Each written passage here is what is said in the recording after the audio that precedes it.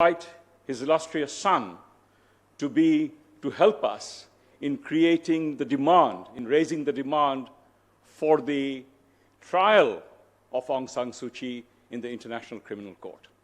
Ladies and gentlemen, Dr. Syed Refaat Ahmed, Honorable Judge, Supreme Court of Bangladesh. Honorable Vice Chancellor, Dhaka University, my comrade in arms, Dr. Abrar, and I saw Dr. Siddiqui somewhere earlier this morning. Distinguished guests of honor, esteemed participants, good morning. My forte, professional and otherwise academic, has always been to work on the issue of durable solutions tied up with the notion of refugee protection.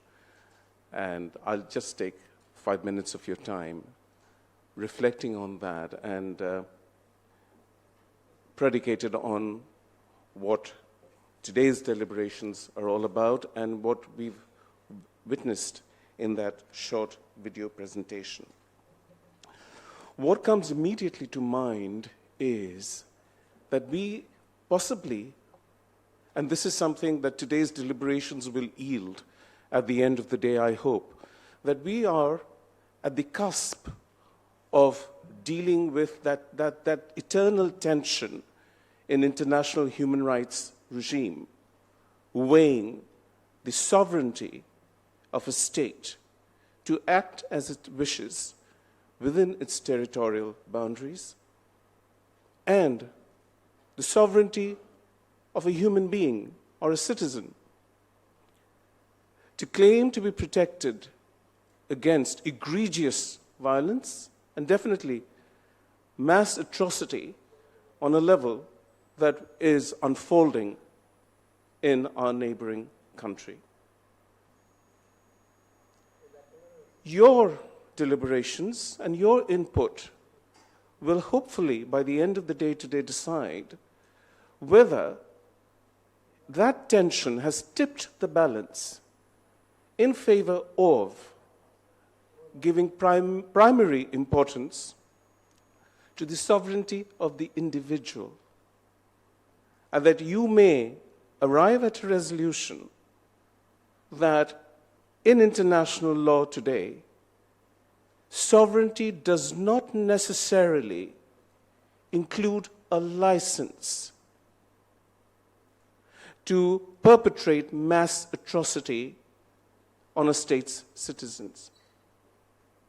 And if that is your resolution, then you will probably have taken us a step, a notch closer to recognize that emergent notion in international law of what we call R2P, the responsibility to protect. And what that says in a nutshell is that if any given state is unable, unwilling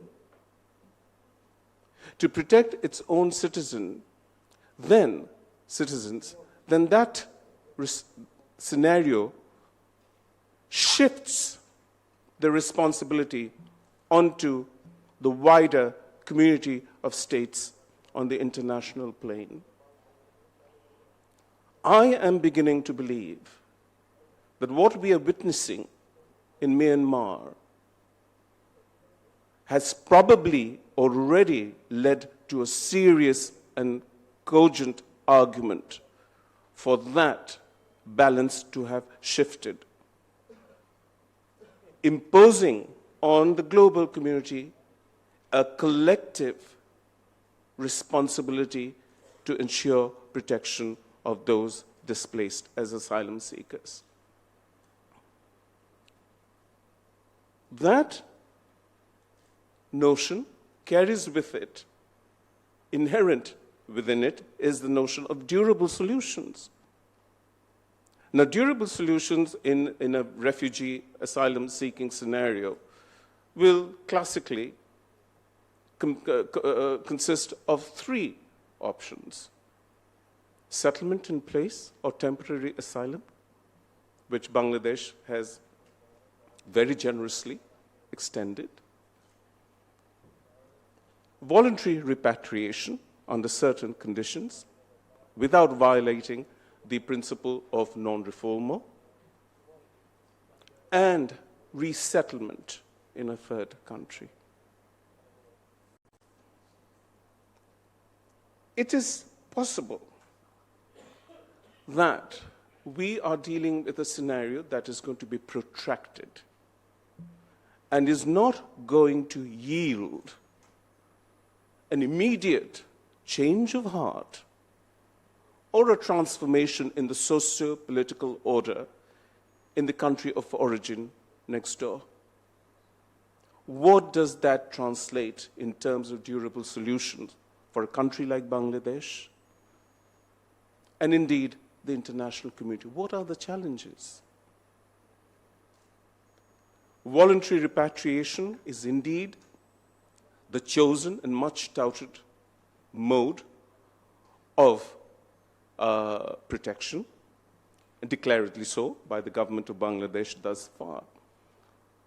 But you will probably decide in the course of the day today whether voluntary repatriation, ensuring feasibly and effectively repatriation in honor and dignity, coupled with the notion of feasible rehabilitation of the returnees in the country of origin, could also act as a catalyst for change in that country.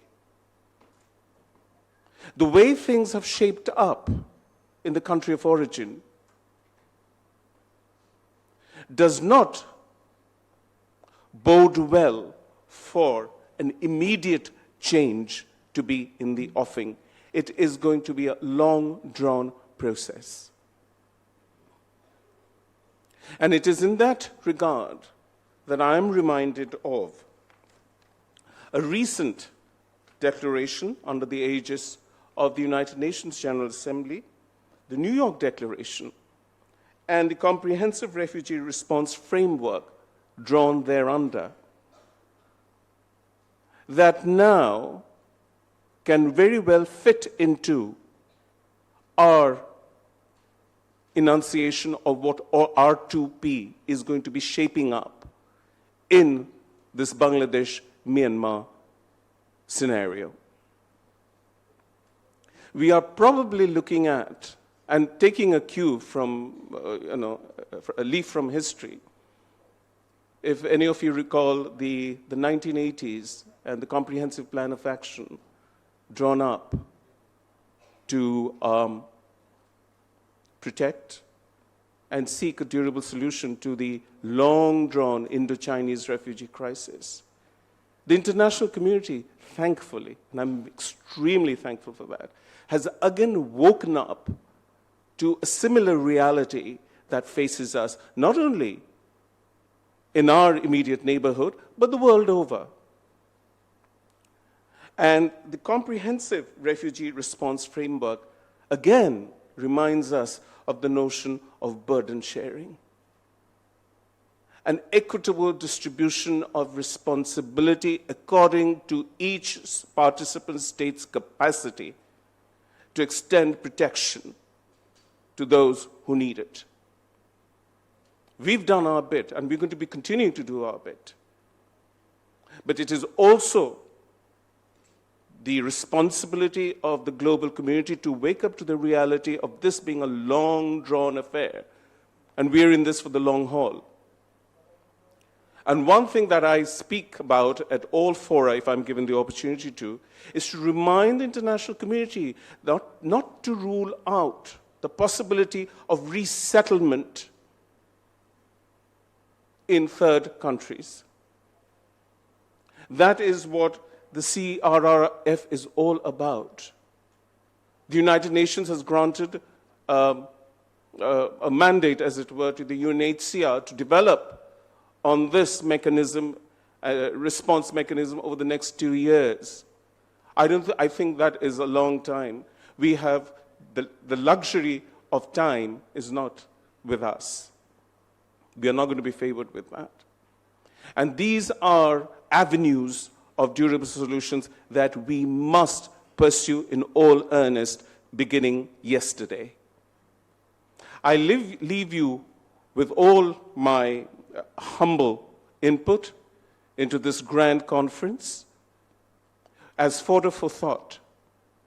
And my earnest hope, and it's a personal hope, my earnest hope will be that you will have, at the end of the day, or the next 2 days, taken us a notch closer in firmly establishing the concept of a collective, international, multilateral responsibility to protect, to be put into place at the earliest. Thank you very much for your time, and good luck with today's deliberations.